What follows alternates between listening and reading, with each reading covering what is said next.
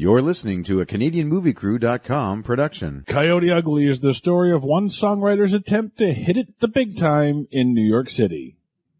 Or is it?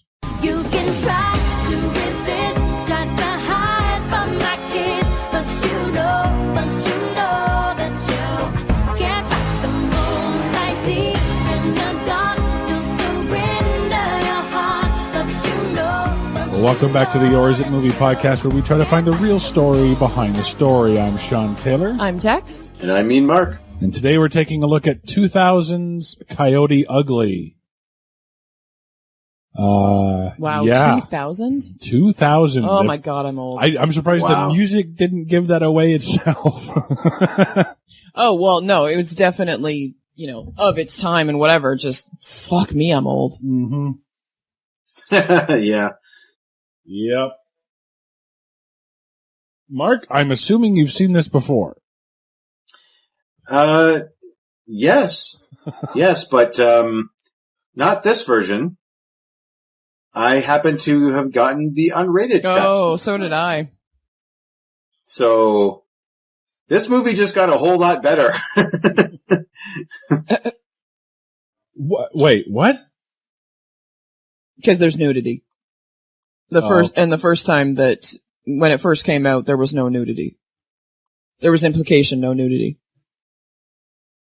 Yeah, it was an after-school special sex scene in the first version, but...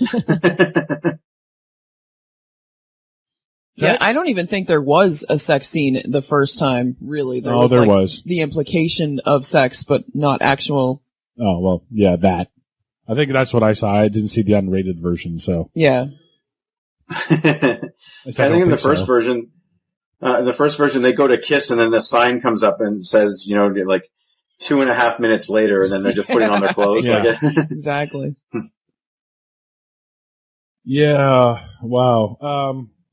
A lot of people liked this movie back in the day, remember?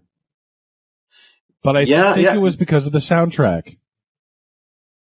I think so, yeah, and just that whole idea of, we were getting it all enamored with Girls Gone Wild still back then, right? That's true. Well, that was kind of the start of it, if I'm not mistaken. So, really, I think the only people that didn't like this was there's probably a lot of bouncers and a lot of bars around America that were pissed off at this movie. No, ma'am, get off the table. No, sir, you're not a coyote. Get down from there. Very true. Very true. This movie starring Piper Parabo, whatever, who cares? She's nobody anyway. Adam Garcia, John Goodman, Maria Bello, Bridget Monahan in an early role. Leanne Rimes, and welcome back to CanadianMovieCrew.com, Tyra Banks. Yes, that's right. Remember from Halloween Resurrection? No, but okay. Well, she was in Halloween Resurrection. That's All right. That's all I can tell you. Well, we can also say welcome back to Canadian Movie Crew, John Goodman. Oh, I guess, yeah, with 10 Cloverfield Lane. Yep. That's right, yeah. I never really thought we would have a John Goodman appearance on Or Is It, but I was wrong. Yeah. Yeah, you were. And Tex, actually, we have an appearance here by an actress you're familiar with, Isabella Miko, who plays the blonde coyote in this. Uh-huh. She was in Chicago Fire. Was she? Katya? I was wondering why she looked familiar. Yeah, this is young Katya. Yeah. Oh, all right. Gotcha. And she was on Scorpio, too. Huh. And Supernatural. She's doing well on TV, apparently. She's doing okay. Well, that's good. Yeah. Good to see her getting work. Good to see her getting work. And she's also in a movie called Mother Nature, First MILF. Oh, good Lord. I'll be right... Okay, enough IMDb, Mark. I'll be right back. It's a short video, it says. It is, Tex, before Mark goes off on a rant on IMDb, why don't you take us through Coyote Ugly? All right. So our story begins in a small town in New York where Violet is apparently leaving the small town she grew up in. We get a job searching montage where no one wants to do their own damn job or help anyone in any way because that's New York. Her place gets broken into because movies, and she's forced to find the first job she can. And how she finds it is by seeing 3 chicks in a cafe. She goes to the bar to become a bartender, and it's montage time again as we watch the girls tease and flirt with the customers to get tips. Sweet, innocent Violet is, of course, shell-shocked by all this energy, and when she's supposed to get fired, she gets another shot because, once again, movies, and oh good, more montages.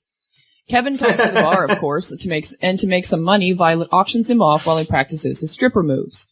This display is evidently so charming to Violet, she decides to go out on a few dates with him, where he proves he has far more motivation than she does.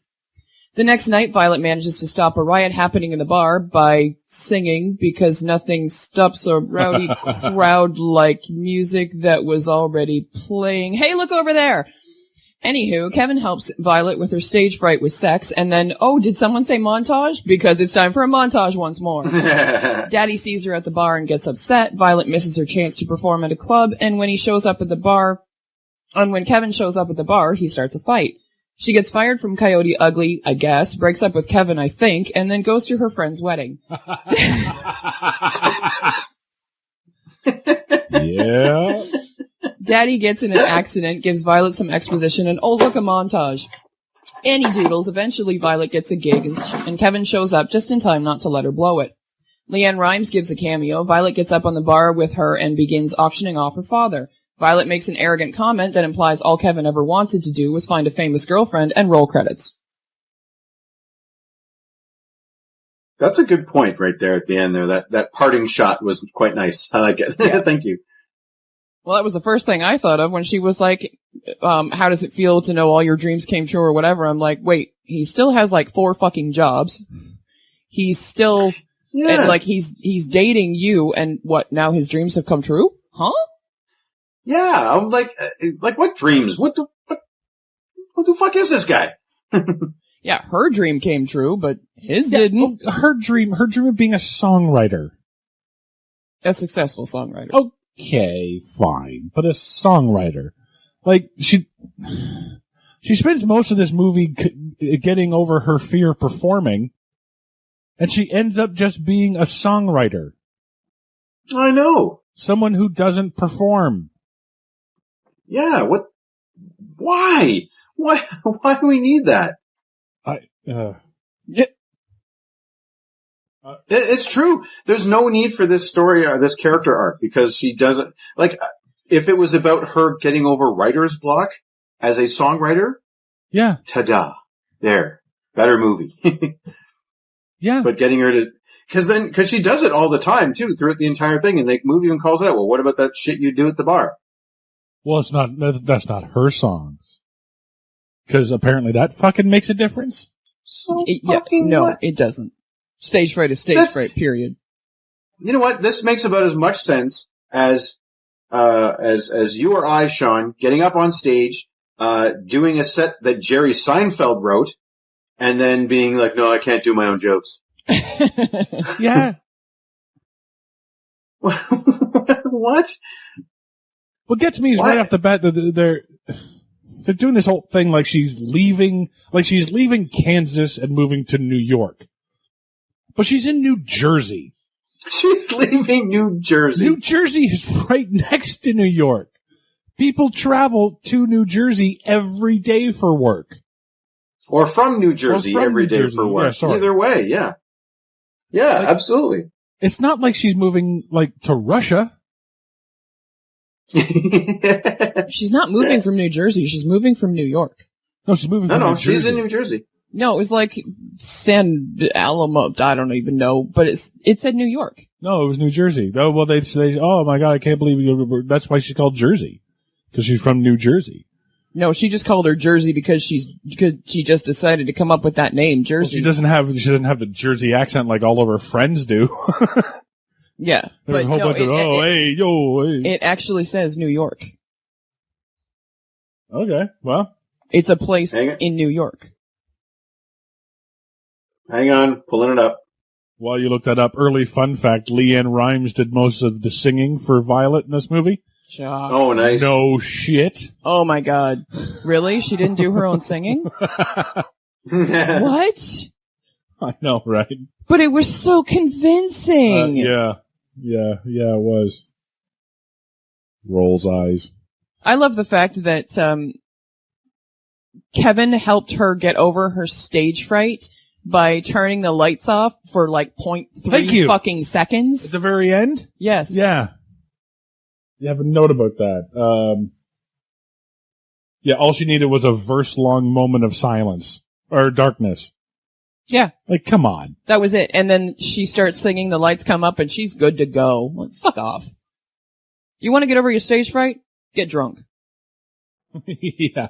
Yeah, like the rest of us. Yeah, seriously. Yeah. That's why I call it a shot of courage. Yeah. Exactly. That's what I do to So- get over my stage fright. I want to sing in karaoke. I get drunk. Then we're good. So, sorry, Tex, South Amboy, New Jersey. I could have sworn it said New York, but all right. But that's the point. She makes the big commute. Like it's 42 miles. Okay, 42 miles. People run that as part of the Ironman race. Yeah. It's a double marathon. There's people that will bike and swim for hours and then do that at the end of the race. Mm-hmm. Yeah. That's all it is. Yeah, but, well, you know, it's a world apart. Clearly. I guess. Yeah. So, and by the way, I like what you said about Sean, the accent, like, was dancing and singing too much for her that she couldn't do an accent the whole time? Like, was that just like that? No, I've reached my limit. What? I will take my shirt off, but I will not do a Jersey accent. Well, I wondered if she doesn't have an accent because John Goodman couldn't do the accent. I think John Goodman could if he wanted to. Probably. I would imagine I would have faith in him enough to do a Sopranos accent. Yeah. But you know that I got two worries right off the bat in the beginning of this movie. When the first song you hear is "Fly" by Sugar Ray. Oh yeah. And then I was on IMDb at the same time, and it's the plot keywords that they have on IMDb. Here are the first 5. Sexual attraction, short skirts, lift skirt, girl in panties, songwriter. Songwriter's number 5? Number 5. That's awesome. That's I don't know what's fantastic. worse, the fact that these are the first 5 keywords for this movie, or people are actually searching those on IMDb. I want to see a movie about girls in panties. Oh, get the hell away from me. Yeah, leave that shit for Bing. Yeah. Yeah, you take that shit to Bing where it fucking belongs. This podcast not sponsored or endorsed by Bing. Yeah. Bing it. And how does an aspiring songwriter only have one tape? At the beginning of the movie, she has a tape. Yep. Yeah, but we find out later she has a multitude of tapes that she sent by unsolicited mail. Mm-hmm. So this was her last tape? She only has one tape.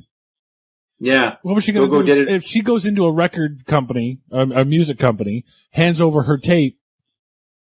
What, she has the rest of the day off? I have a better question.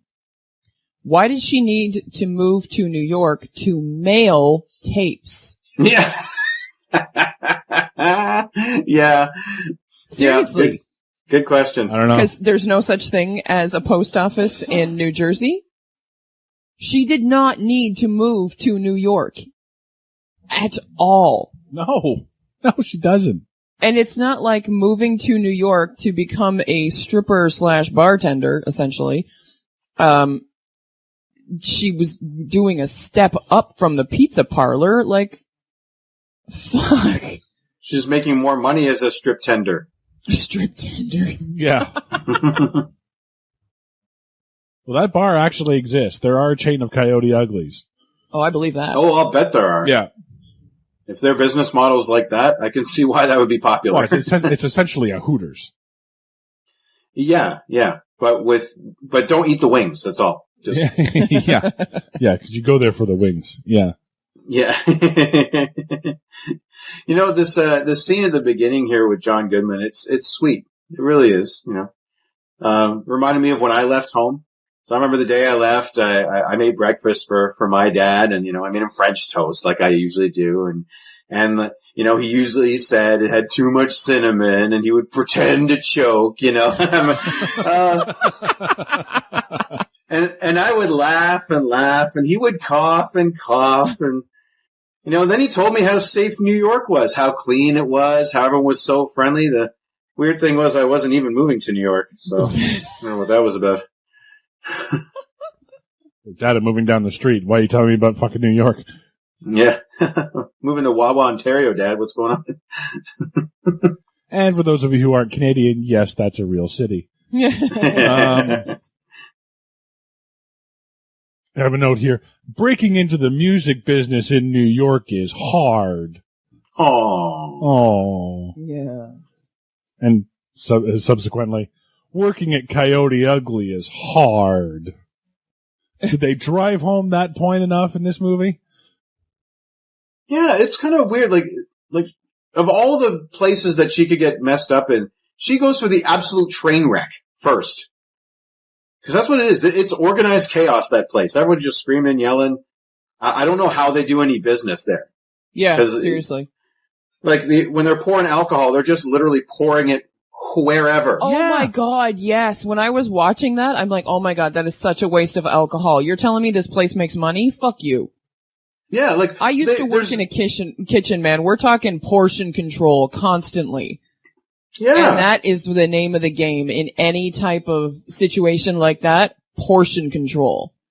No fucking way that place is making money. No way. Yeah, exactly. I mean, they have a scene where they get a bottle of whatever, and she gets this guy on the bar, pulls up his shirt, and then pours it down his chest. What is she charging by the inch at that point? Yeah.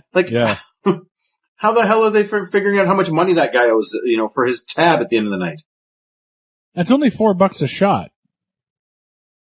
Now, granted, this is 2000, but that can't. Yeah. That means that there's a lot of shots in being drunk in this bar. Well, we don't know. They just start throwing it around everywhere. Exactly. And look at all the bottles she breaks in her montage. Thank you. I was going to bring that up too. Yeah, how much did that cost them in liquor for her to just learn to do her little cocktail moves there? Yeah. Yeah. And you're worried about $250 from the fire marshal? Yeah, and what kind of fire marshal goes into a bar that is literally packed? Yeah. And goes, oh yeah, no, you're totally good, but I got sprayed by water, so I'm going to give you a $250 fine. Yeah. There's no, what's the word? Logic? No, not logic.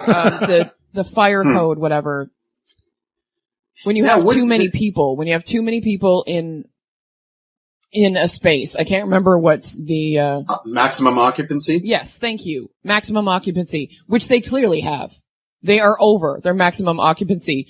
But his big thing is he got sprayed by water? Really? He gives her a fine because he got sprayed by water. So what was he going to do if they hadn't sprayed him with water? Just be like, oh yeah, you're good. Thanks. Good to see ya. I'm out of here. Yeah, I don't know. Yeah, was it normally like a $50 payoff and a BJ in the back or something like that? Yeah, seriously. And the other thing too, usually if there's too many people in a building, so they've reached or exceeded maximum occupancy, the fire marshal would step in and get some people out. Exactly. Yeah. This guy just walked away with the cash. My point. Hey, it's New York. That's how it's done around here. Yeah. So, and not to mention, how good is this bar really doing if they're packed and can't make $250? Well, they can make $250. She just forces Violet to make the $250 back for her. Yeah, so but still, like her pocket. They basically got free license to exceed the maximum occupancy for that night because the guy already left. So yeah, just bring in more people. Well, they have free license to prostitute men. You're getting into my 1-hour visits, but thank you. I gotta say, pretty. Oh, yeah, and where was the right said Fred on that one, by the way? I wanted that to be part of the montage. Or the clothes trying on montage a la... Oh my God. Oh, okay. Seriously, that is one of my biggest pet peeves in movies when they show a montage of trying on clothes and everything. And there are just so many clothes just flung over the doors of the closet. It drives me fucking crazy. Cause it's like, you know what? You're done with it. You don't want it. Put it back. Yeah. When I'm trying clothing on, I have a section for keeping and a section for nope. And the nope is usually bigger, but whatever. Either way, they are hung back up on the hangers and they are hung up on the hooks so that I can bring them back and put them back where I found them before I move to the cash register. Because you're a decent human being. Well, I'd like to think so. But hey, this is New York. That's how it works here. Yeah, except for the fact that I was actually watching the doors in the background during the montage, and there would be a whole bunch of clothes over the doors, and then nothing on the doors, and then a whole bunch of clothing over the doors, and then nothing over the doors, and a whole bunch of clothing, and then nothing, and then nothing, and nothing, and then a whole bunch of clothing, and I was like, really? You couldn't even stick with that continuity? Not even for a second? All right. I'm pretty sure the guys that were editing this movie were not watching the background. Oh, I'm sure. Yeah. Jerry, when he was putting this together, didn't really pay attention to that. Or there was one really put out employee there that kept hauling piles and piles of clothing. Yeah. So they do this whole thing where she gets robbed. And it was, she's, poor, downtrodden, you know what I mean? And just when things are bad, they get worse. I was waiting for, I was waiting for them to just keep going over the top with that, where she's walking down the street and a dog stops and pees on her. And she goes to a hot dog vendor. She gets a surly vendor who doesn't give her mustard. You know what I mean? Like the whole New York sucks thing, Oh, yeah. Yeah, go big or go home. Well, go big or go home, exactly. The fact that her friend gives her all this money when she first moves into the apartment, I'm like, hang on. She just moved into an apartment in New York. Yeah. She had to save up for quite a fucking while to get into that place in the first place, or she was making some decent fucking money at that pizza parlor. No shit. Yeah. Because, hello, New York? Yeah, that's not cheap. Yeah, the square footage in New York, pretty much anywhere, is brutal. Yeah, and look at the size of her fucking apartment. That's considered a studio, I think, in New York. Yeah, I think so, too. Oh, yeah. Well, that's the thing. So she's got that, and then her burger slinger boyfriend has a beautiful car. Oh, yes. Take it away, and Tex. A huge apartment. Oh, that's true. Yeah. Oh, my God. Yeah. Fuck, he's got a penthouse. Jesus. But he is working 4 jobs. It's a little bit more believable than her just making... Or just having that size of an apartment just on, pizza joint money? Yeah. / toll booth money? Yeah. If Dad helped out, Did the robbers steal the money from the freezer? Yeah. Yes. See, that's okay. See, when she puts the money in the freezer, they make a point of showing that in the movie. Yes. So in a normal movie, that money would come back later, like she would forget about it, and she'd be down on her luck, and she'd be back against the wall, and all of a sudden, ding! I remember I have money. But then it just gets stolen 3 minutes later. So what was the point? I don't know. Yeah. And then when she gets more money from working at the bar, I don't know about you guys, but when she was looking at another wad of cash, and she's like, oh, I should.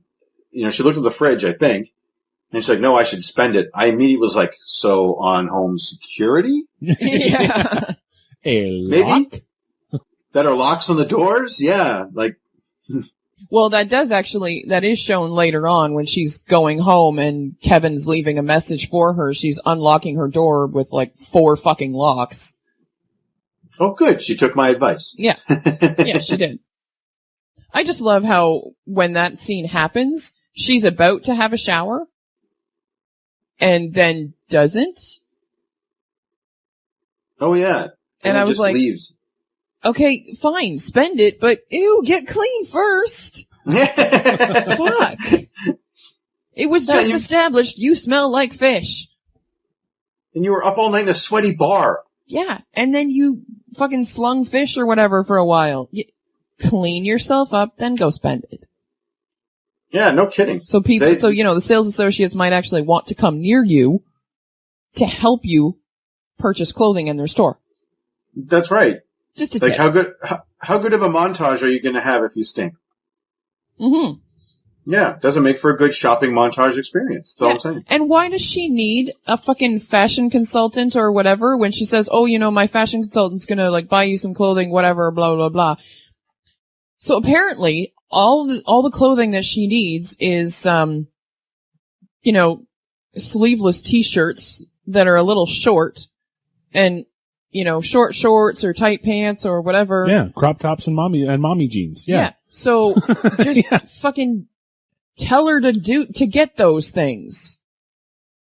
Probably, and if that probably was could have got them cheaper too. yeah, and if that was the thing in the first place, what was wrong with her t-shirt that she ripped the sleeves off and like magically ripped the shirt in half without ruining it in any way? Yeah. What was wrong with that? Just go home and do that to all your clothing. Come to work tomorrow. Yeah, to all your work clothes. Yeah. Because she doesn't look that much different before and after. No. No, she Because doesn't. when she's doing her little walk around the city looking for work, her idea of a business skirt is extremely short. Uh-huh. Thank you. And, it looks like she should have worn that to the bar. Like, same thing that she was looking for a job in. There, done. Well, she had a sweater. Gaps. Yeah. Yeah, I a suppose. plunging neckline, but she was wearing a sweater. Yeah. Yeah, goodness forbid. My bad. She would have made just as many fucking tips at the bar if she had just unbuttoned that shirt a little bit, tied it around her ribs. There. Oh, yeah. Done. She's already wearing a short skirt. She's already got the plunging neckline and everything. Yeah, done. A couple of things you brought up in your synopsis text. Apparently, breaking into the music business is much harder than finding that one nice, hunky guy with a foreign accent in the middle of New York City. Yeah. She finds him pretty much right away. Yeah, really. And sticks with him? Oh, you mean the opening of the joke, a Jersey girl and an Aussie walk into a Coyote bar? Yeah. Why? Why this guy? What's so good? Because he's from Australia? Was that the... Like, I don't get it. Like, he doesn't bring anything to the table other than he's a good-looking dude, I guess. And he's a nice guy. He's a nice guy, and then the accent is something. Well, Tex. Well, I'll leave yes. that one. Yeah. Yeah. Accents do make guys more attractive. Sorry, it's true. No, that's fine. I'm planning my trip to Australia soon anyway, so so I will have the accent. You kidding me? I'm stowing myself in your luggage, so I'm coming too. Fair enough. Oh, and he's got a quirk, if I may. Oh, go ahead. For just a moment, talk about his little quirk. He collects rare comic books. Not only does he collect them, but he has this odd fetish where he has to abuse them after he buys them. He has the comic book. They're right about that issue. Amazing Spider-Man number 192, first appearance of the Punisher. I checked. But what you don't do with that is put it in a paper bag, and then when you're pulling it out, death grip with your thumb, folding it in half. Why? How about stuffing it down his pants? And he's pulling it out of his ass later. It's just, what the fuck are you doing with this? Why? Why would you pay so much money and then destroy it? Actually, I was watching that, and when he pulled it out of his pants and everything and handed it to the guy, I'm like, oh, Mark just lost his shit. I absolutely lost my shit. Mark, you deserve this. Nerd! Okay, Actually, yes, and you know what he not deserves? necessarily. Actually, you could say that it's just a very sound investment because those are worth a lot of money. No, but he deserves bad nerd! Yes. That's true. He made the investment and then trashed it Mm-hmm. moments after getting it. First off, if he's making an investment in 2000, he should be buying Beanie Babies. No, he went for the smart money. That would be Furbies. worth a fair bit. Not in the condition he turns it into. Yeah, or Tickle Me Elmos. Secondly, as we all know, New York club owners are completely swayed by rare comic books. Oh, yeah. Are you kidding me? I had a whole swing in the 90s where I toured New York. I had nothing but my X-Men collection, as my financing. Yeah. Come on. Please. This guy gets, he gets her a spot at this club because I'll hand over my Spider-Man Punisher fucking book. Okay. Sure. Yeah. That might work today, but in 2000, we were just coming out of the 90s where we were inundated with all kinds of new titles and stuff like that. We weren't there yet. Geek culture hadn't been to the place where it actually might have been an acceptable form of currency. No. No. Quick note here that Mark will understand. He, Cammy's a spitter. Oh yeah, because I won't get that. Know your audience. And I hate too how they have to break down Violet's character so obviously. She sits there and she's saying, "All I've ever wanted to do is to stand in the dark." Yeah. Poor me, poor me. I'm the heroine of this story. Oh, I don't want to be a singer. Fuck off. Good Lord, did a 15-year-old girl write this? This was the beginning of the YA novel, by the way. Yeah, I think so. The writing in this movie. Good Lord. So, Tex, you brought out in your synopsis how a bunch of sailors from the Second World War start a fight. Thank you. Yes. For one, and then the power of Jersey singing saves the day. Yes. Why? Because there wasn't already music playing on the jukebox. Yeah. Why does she think that'll work? She gets up in the bar, she's trying to stop everybody, and she sees the microphone, and, well, if I sing, maybe everyone will pay attention. Why does she think that'll work? And B, why does it work? And C, even if it did work, the song ends. Back to the fighting, like that. Sorry, those fists started flying again, They might as well have just had a record scratch and then go into Kung Fu Fighting, the song, for the rest of the, until everyone's done. Yeah, or they might as well have been actually on the jukebox playing Why Can't We Be Friends? Thank you. Yeah, no kidding. Ugh. See the guest appearance by Johnny Knoxville? Yep. Did you see the one by Michael Bay? No. He was the photographer. Oh, really? Yep. Oh, okay. Well, this is a Jerry Bruckheimer film, so. Reasons? I don't know. So wait, we had Michael Bay in this movie, and then we had Jerry Bruckheimer as a producer. Not one explosion? What the hell? They may have been in the audience. I don't know. I have a question. Go ahead. So, John Goodman's character, her father, shows up at the bar knowing that she works there, knowing what kind of bar it is. And he gets upset because he sees the people pouring water on her and tells her that the guys that he's working with are putting her picture up in the locker or putting it up in the break room or whatever the fuck. So why is he surprised, knowing what kind of bar it is, knowing what goes on, why is he surprised to see her being objectified? Good question. I think he showed up just to show his disappointment, to make that point. But then he gets hit by a car, and then it doesn't matter. Yeah.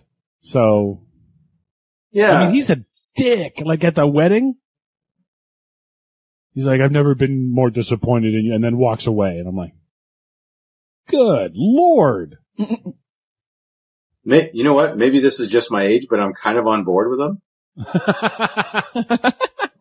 Well, okay, and what I mean by that is it's just putting myself into his shoes, right? If he really does feel that disappointed, he's showing it. He's not hiding it and coddling her and then just giving into her every whim.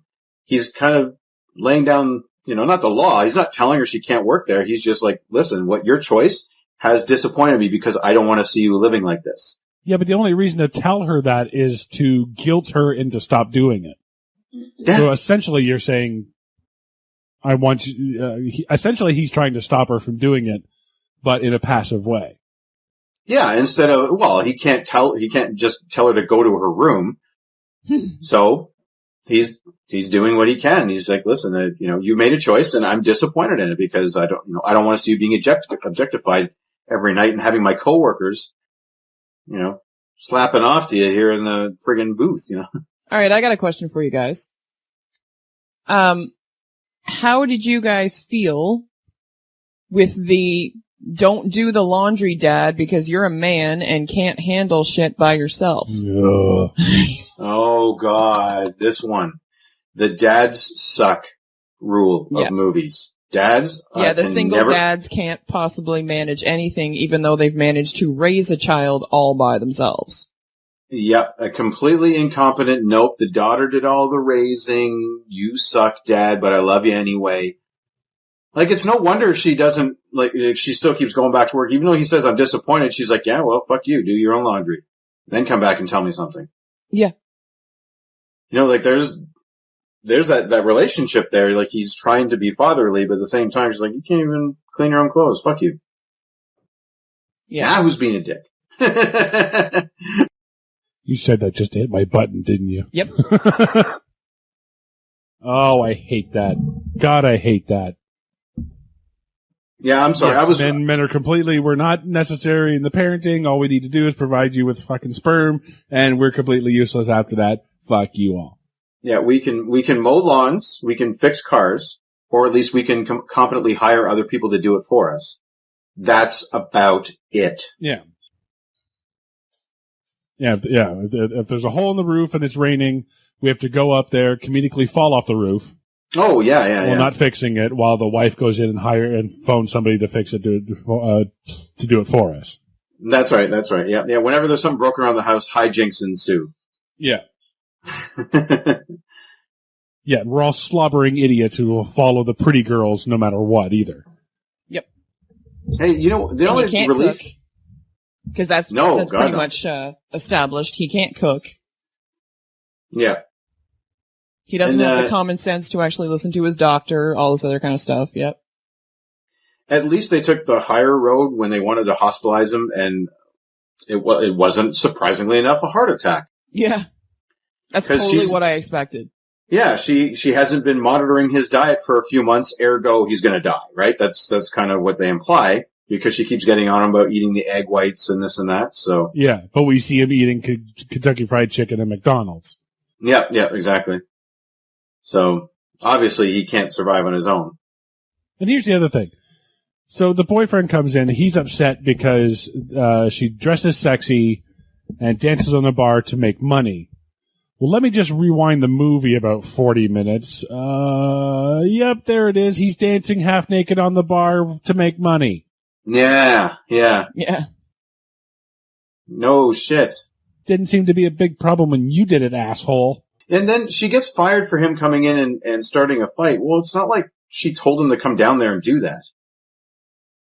No. Do you know what I mean? Like, you ban him from the bar if he's going to be an asshole. That's it. It's not her choice. It's his. It's actually her boss's choice. No, it's his choice to start the fight. Yeah. Right? It wasn't hers. Her boss's choice was to react poorly to it and fire her for something someone else did. No, her boss makes the rule at the beginning. Do not bring your boyfriends into this bar. And that's fine. That's valid. The problem is she didn't bring him. He just showed up. Well, I think that's implied that your boyfriend is not allowed in this bar. I think it's pretty obvious. I think that's implied. Yeah, we never do meet Al. Al? Cammie's boyfriend, she has the tattoo. Oh, yeah. Oh, yeah. That bright decision. Do you know, actually, I have a funny story about that. One of the girls that I used to know in high school, she was getting her boyfriend's initials on her arm or whatever. And I loved the logic of this because his initials were AC/DC. So, Okay. yeah.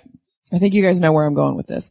So when she told me that she was going to get this tattoo, I was like, you're going to get his initials? And she's like, yeah. And I was like, okay.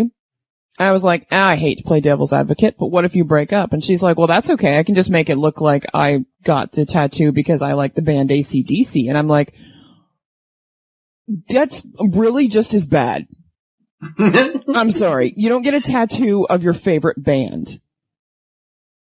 I did not. I love the Backstreet Boys. I did not get a tattoo of the Backstreet Boys. Tattoos are permanent, people. Yeah. I thought it was fucking hilarious. I was like, okay, so, I mean, which one sounds worse? I got the tattoo because these are my boyfriend's initials, or I got the tattoo because I love AC/DC. The boyfriend is worse. No. AC/DC's not any better. Well, yeah, I think they're on par with each other, actually. I don't think there is a lesser evil in this case. I mean, what happens did she actually like AC/DC? I don't know. Oh, did she listen to AC/DC? I don't know. Oh, well. What happens when the band breaks up? Which actually just happened. It did. I heard about that. So by her logic now, I've got to go out and find a woman whose initials spell out Star Wars. Great. Thanks a lot, lady. Yeah. Spain. You want to go to Spain or Mexico? Yeah. Don't they have all the little middle names in the... Yeah. Good Catholic girl from Mexico. Santa Teresa Aguilera. Yeah.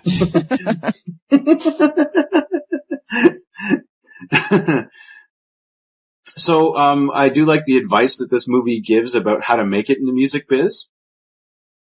So, what this movie tells us is, first thing to do, get a job to pay the bills. Step one. Okay? And, yep. You know, just while you're an amateur, right? Step two, at the slightest hint of a gig that will not pay, but someone may see you, immediately walk out of your paying job. Yeah. Right onto the road to success. Yeah. Yeah, definitely get your hopes up over every small little thing. Yeah, absolutely. Absolutely. That's the path to stardom. Oh, and make sure that if you are going to an open mic night, make sure that you have hecklers in the crowd. God. Like, seriously, what the fuck? It's an open mic night. The whole point is for people to sing. What the hell are hecklers doing there? Yeah, these guys are like the amateurs of heckling. They don't even go to a comedy show to do it. They go to a music bar. They probably got kicked out of the comedy club. They probably did, probably yeah. what happened. Well, they don't even really commit themselves to heckling either. They just, like, make comments, and it's like, why? Oh, and what great comments. Take your top off. No, yeah. Shake it. You know, she should have just handed them a matchbook for Coyote Ugly. They would have loved it there. Yeah, really? Yeah. And they would have shut their mouths, you know? That's probably true. You're in New York City. You can't find a titty bar somewhere? Come on. Yeah, well, idiots. They go into an open mic night just to tell girls to take their top off. They have $4 beers there. Oh, and this is the movie universe, so there's never any different kind of beer, by the way. Yeah, you just order beer. Can I have a beer? Yeah. Try that here. It would be, what kind do you want? You know? Yeah. We have a dozen beers, so. To be fair, we live in Canada. True. So we are kind of particular about our beer. Yes, but I've heard tell that they have more than one brand down south. So. True. Yeah, it's not like just one kind of beer exists in the United States. I always love that when it comes, they hand it to him and the label just says beer. Like it's just a generic.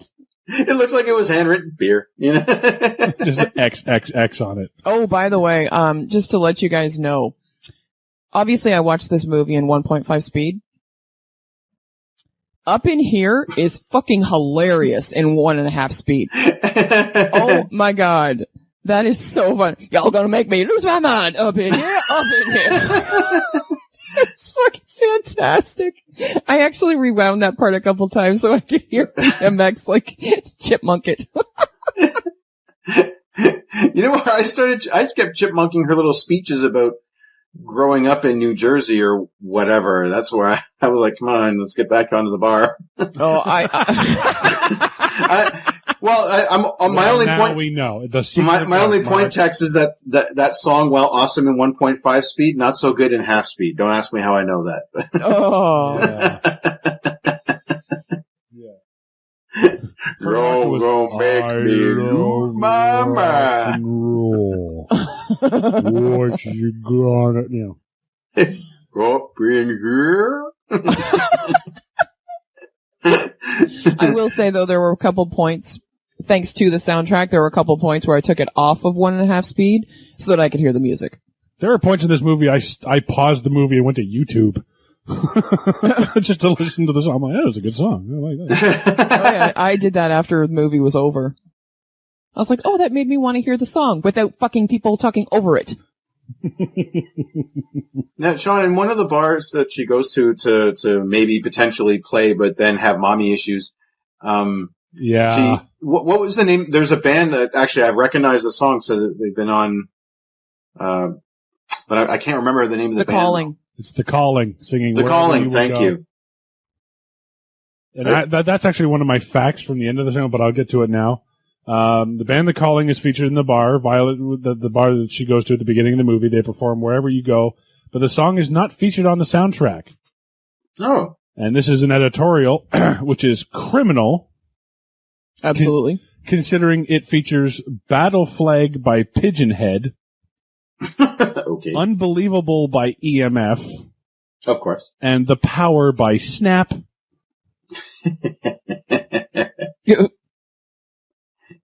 Got power. Fuck off. And that would be the very first time that I ever knew the name of the band that sang that song. Exactly. Unbelievable. Oh, fuck off. Hey, I love that song. Shut up. Yeah, I like that song. Dance Mix the 95, one-hit wonders fucker. of the 2000s. What's that? I said Dance Mix 95, fucker. Yeah, right. Exactly. What is it up here now? Now that's what I call music? No, this is before that. Oh, okay. Sorry.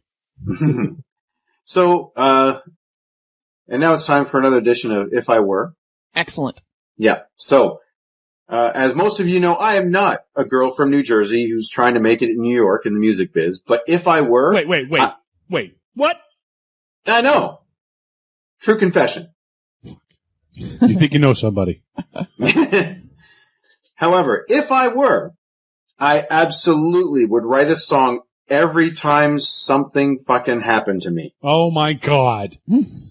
Yeah, I was on a bus, then I was on a subway, then I ate Subway on the bus. Like, just everything. She's just got to stop and sing about it. Every time she gets sad, she goes to the roof and writes a song. And sings a song out loud. And they're good songs, too. Like, that's the problem. Like, this woman doesn't have any real problems except in her brain. It's the only place she has problems, so I've got to be able to sing my songs. No, you write them really good. That's your job. Yeah, she's a Disney princess.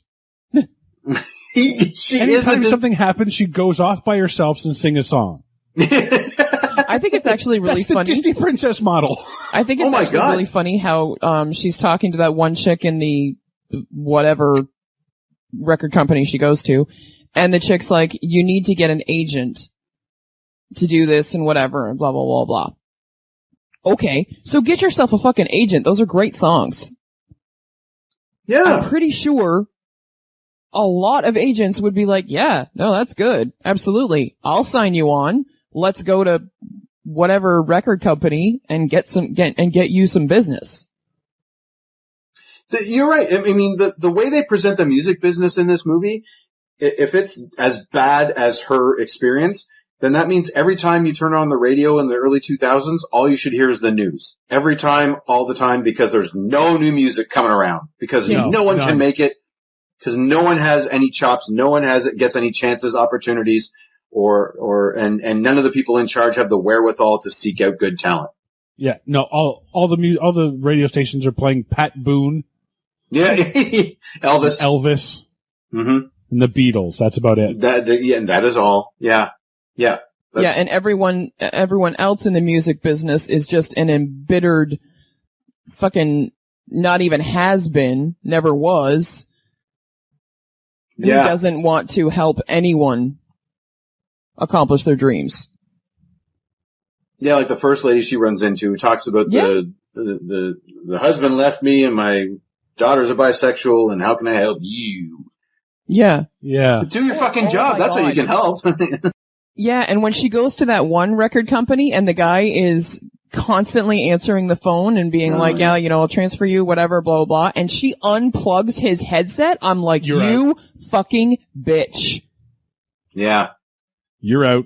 Security. Yeah, you're gonna get me fired now. Thanks. Yeah, exactly. I was like, he just, disconnected or made some, really important people hold for far too long. I'm like, you fucking bitch. You had no right to do that whatsoever. Yeah. Oh, yeah. No, you're right.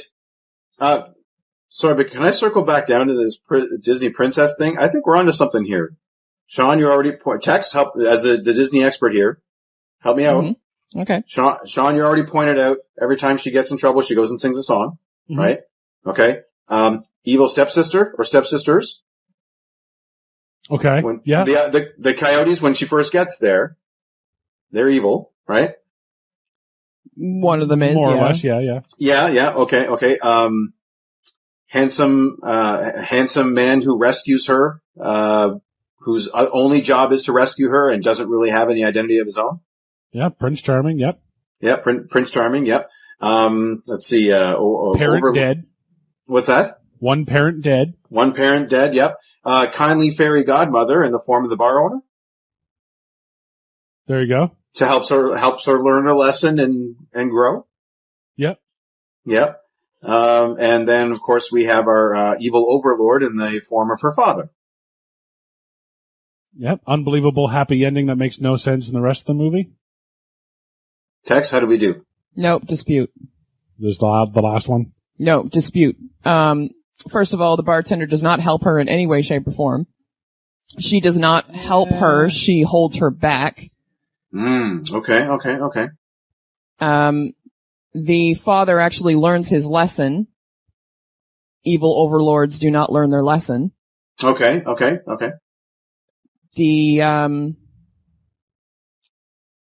The one parent dead isn't necessarily a trope. Sometimes I won't completely dispute that one. I will give you the goes off by herself and sings. Yeah, okay. I will absolutely give you that one. Handsome Prince Charming, not so much because in this case, he challenges her. And that's not typically what a prince does. Okay, I thought we were on to something. Yeah, you've got shades, but no. Fair enough. Well, one thing they do have is two cliches that I'm absolutely sick and tired of. Number one, the mistaken identity of the girl with the boyfriend cliche. Oh, yeah. Where it looks like that he's with another girl, but it's not actually someone that he's dating. With the woman that's taking over his apartment near the end. Oh, yeah. He absolutely must be a sleazebag then in this case. Yeah. Yeah. And you just walk away and not even ask him or confront him or find out the truth or anything. Yeah. Even though she just keeps calling him, and apparently that makes no difference to her whatsoever in this movie. Is before caller ID? Before cell phones, because that would have been fixed right quick with a couple of texts. Yeah. And also the you had the power within you the whole time cliche. Oh, you got the touch. Yeah. You got the power. It's like, no, I can't sing in front of people. It's hereditary. My mom couldn't do it. Actually, your mom could do it. Well, then I guess I can do it. You know what? That reminds me, by the way, of there was this time when my dad was in the hospital and, he gave me the I don't care how many tables you have to dance on, you're going to make it speech. Just probably that. That was a quick turnaround for John Goodman, don't you think? Yeah, kind of. I'm surprised he didn't get whiplash from that, too, aside from the broken leg. Yeah. Oh, my back! I've got this wicked, terrible character turn. Ah! And I guess the catalyst for this was the nurse hit on him. Well, and then to our point about John Goodman, the only way he gets fixed in the end is if he gets another woman to replace the daughter who was taking care of him. Yeah.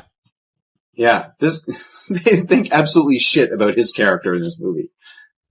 I feel bad for John Goodman. They made him dance in the bar at the end of the movie. Oh, dude, that's not good at all. I know you're a proud big man, but yeek. Yeah. And, so I gotta ask, does this character seem to really not realize there are other people around? Like, when she's going to see her dad, she's walking across several lanes of traffic at the toll booth. Oh my God. And then rolls her eyes when someone has to stop to not crush her, you know? Oh my God. And then at the end, she's having her little panic attack. She does a U-turn into, like, several lanes of traffic. Yep. Just cutting off everybody. Could have luckily didn't cause wanton destruction, but could have. Like, this woman really is alone in her head, isn't she? Oh yeah. Oh, yeah. Oh, no, total selfish. Total egotist. Total narcissist. Yeah. That actually leads to the only funny line in this movie that I really liked was, need I remind you that I was just in a car accident? Yeah. Yeah. But that's, I think, to your point that you were making as well, like the only way the love interest guy, his dreams come true is because she made it. Yeah. So his dreams, you know, he now gets to be with him. Narcissist. There's no other traffic around because I can do what I want. Narcissist. Like, Yeah. This Twice. Yeah. Twice she wheels that car around. Yeah. And the whole thing about this, the whole story is about her, you know, what happens when all eyes are on her. Even though she's a songwriter, she still has to have that. Yeah. Yeah. Well, what about when she pulls up to the bar? She pulls up halfway onto the sidewalk, nearly hitting people on the sidewalk. Yeah. And we cut to inside the car and she's like, I don't know if I can do this. Bitch, you almost hit 4 people. Yeah. Yeah. Doesn't even register. Nope. Complete oblivion. And yes, people, that's what an iMac looked like in 2000. This is before Apple was the giant company that it was. Yeah, when it was just an up-and-comer. Just like CDs were. Yeah. Yeah. I love her tape-to-CD conversion. There's a couple more things. We talked about The Calling. After the test screening, the filmmakers discovered from the audience that they wanted to see more of John Goodman. So new scenes were filmed with him and added to the final cut. Huh. I assume that was the eating the bucket of chicken, the toll booth, the turkey sandwich one. Oh, yeah. Something like that. And this movie came in second on opening weekend and lost the big race to Hollow Man. Ah. So not a fun week at the box office that week. No, but a couple of fun podcasts for us here at Or Is It? Yeah. Yeah. Couple of almost cast. Of course, Violet was the big one.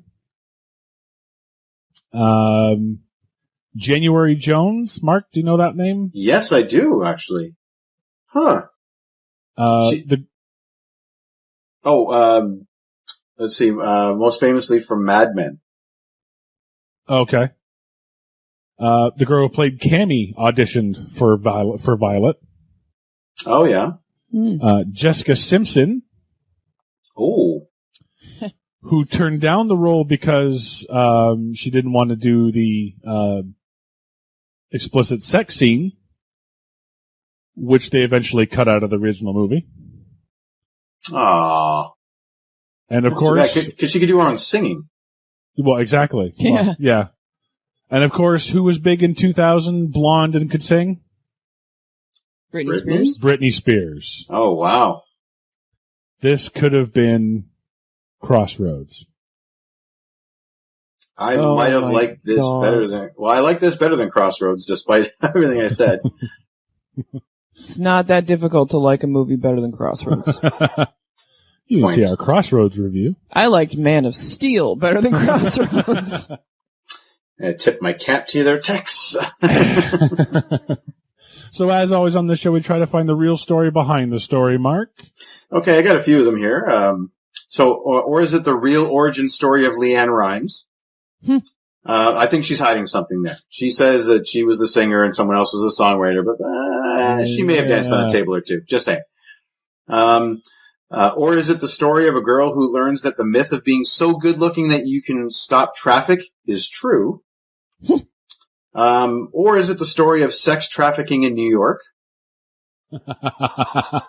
Or is it the story of the worst first date ever?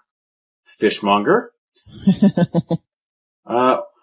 Or is it the mixed up dreams that I had after a bad burrito bender where it was a nightmare of someone mangling valuable comics and then an awesome dream where Piper Parabo was naked, then back to mangling comics, then Tyra Banks was shaking her ass, and then I wake up in a cold sweat going, no, John Goodman dancing on a bar!